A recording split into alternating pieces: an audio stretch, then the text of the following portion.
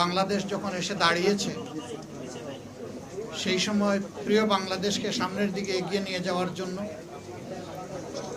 একটি শোষণ বৈষম্যহীন দুর্নীতিমুক্ত মানবিক বাংলাদেশ গড়ার জন্য ন্যায় এবং ইনসাফের ভিত্তির উপর সমাজকে দাঁড় করানোর জন্য অঙ্গীকার নিয়ে আপনারা জানেন এতদিন ধরে 8টি দল একসাথে আমরা কাজ করে আসছিলাম।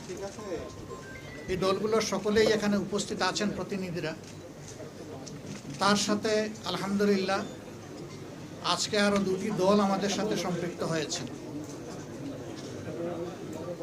জনাব কর্নেল অলি আহমদ বীর বিক্রমের নেতৃত্বে এলডিপি এবং এনসিপি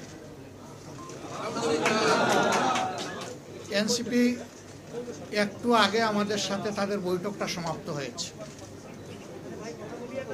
তারা এই বৈঠকে আসার সময় এবং সুযোগটা পাননি।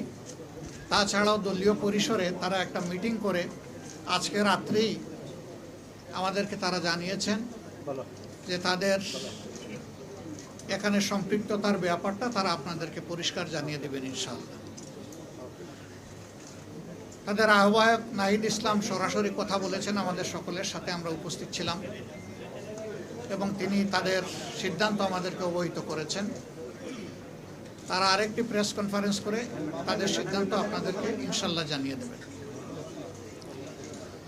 আমরা কিসের ভিত্তিতে একত্রিত হয়েছি, আমাদের লক্ষ্যের কথা আমরা বলেছি। এটা আমাদের একটি মজবুত নির্বাচনী সমঝোতা। সারা বাংলাদেশের 300 আসনে আমরা বসে নিজেদের মধ্যে আলাপ আলোচনার মধ্য দিয়ে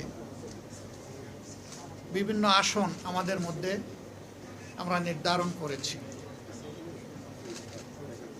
যেহেতু 2টা দল একেবারে শেষ পর্যায়ে এসে আমাদের সাথে তারা মিলিত হয়েছেন, আরও অনেকগুলা দল তারা আগ্রহী ছিলেন, বাট এই প্রক্রিয়া এই মুহূর্তে এখানে সম্পৃক্ত করা আমাদের জন্য খুবই দুরূহ হয়ে গেছে।